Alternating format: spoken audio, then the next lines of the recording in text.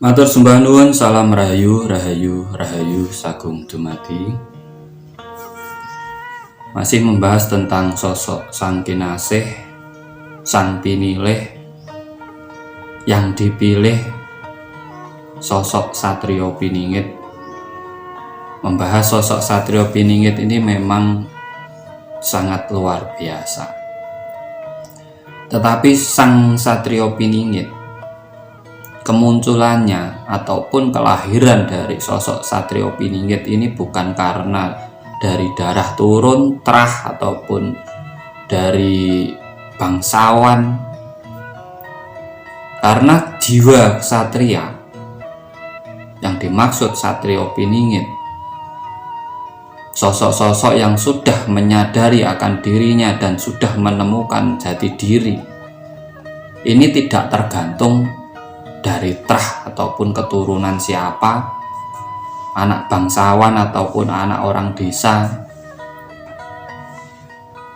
Tapi sosok Satrio Piningit ini adalah sosok di mana dia sudah menyadari akan jati dirinya. Sosok-sosok yang sudah menyadari akan ibu pertiwinya, sosok-sosok yang memiliki niat, tekad, dan tujuan untuk memakmurkan ibu pertiwinya, untuk berdharma bakti dan berjuang demi ibu pertiwinya.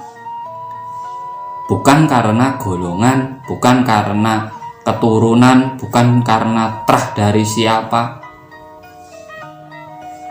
Karena dinamakan kesatria, Satrio Piningit.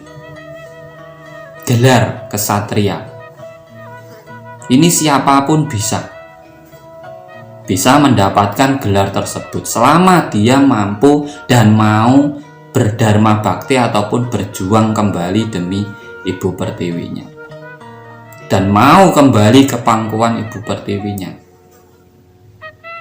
memakmurkan, mensejahterakan, mengembalikan apa yang dimiliki oleh ibu pertiwinya. Inilah sebenarnya sosok Satrio Piningit. Bukan dari trah, harus dari siapa. Kalau Ratu Adil namanya pemimpin, nah ini dari regenerasi, biasanya dia memiliki trah pemimpin. Entah dari kerajaan mana itu memiliki trah pemimpin. Maupun dari mana, memang di Nusantara ini dulu yang disebar itu adalah trah dari Majapahit. Itu disebar di seluruh Nusantara.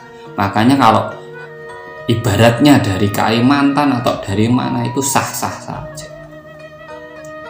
Karena trah Majapahit itu bukan berarti harus dari Jawa Timur atau ini kalau sosok Ratu Adilnya. Kalau sosok Satrio Piningitnya, itu seharusnya seluruh anak cucu Nusantara itu yang bangkit, kembali ke jati dirinya, kembali ke ibu pertiwinya, berani memperjuangkan kembali ibu pertiwinya, memperoleh kemerdekaan yang hakiki, yang tidak diatur oleh pihak manapun,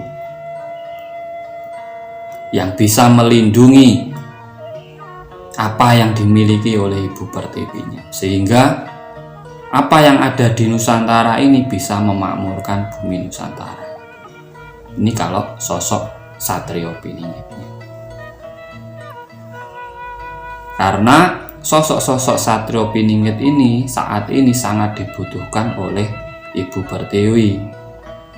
Sosok-sosok yang bisa kembali ke pangkuan ibu pertiwi, bisa memunculkan kembali adat budaya leluhurnya, sosok yang menghargai leluhurnya, sosok yang cinta dan bangga dengan ibu pertiwinya,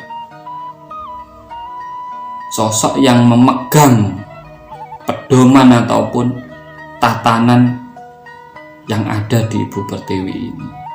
Karena ini sudah sangat jarang sekarang ini.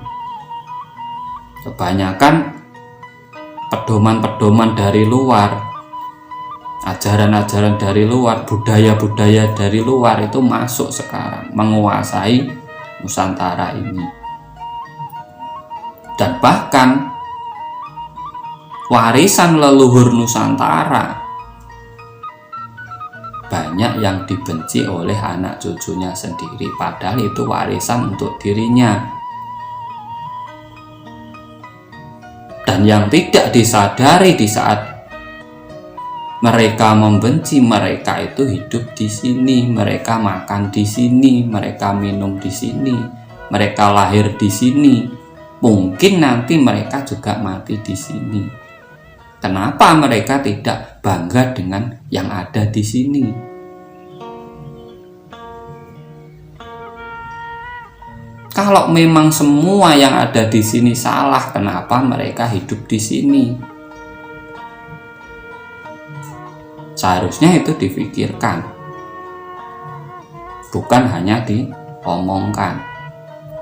Kalau mencari kebenaran, pembenaran, tidak ada yang benar, akan terjadi perselisihan, perdebatan. Yang kita cari adalah kerukunan, persatuan dan kesatuan. Semua merangkul, saling melengkapi kekurangan satu dengan yang lainnya, saling menutupi, bersama-sama membangun Nusantara. Bersama-sama, tidak bisa satu orang membangun seluruh Nusantara, ini tidak bisa, itu mustahil. Harus bersama-sama. Kalau yang memimpin satu orang saja, kalau terlalu banyak yang memimpin nanti juga ruwet, tapi membutuhkan kesatria yang banyak. Nah, siapakah kesatria-kesatria ini? Ya seluruh anak cucu Nusantara harus berperan serta membangun bumi Nusantara, mengembalikan ajaran-ajaran Nusantara, menggali kembali sejarah yang ada di Nusantara, dan dikasih tahu kepada anak cucunya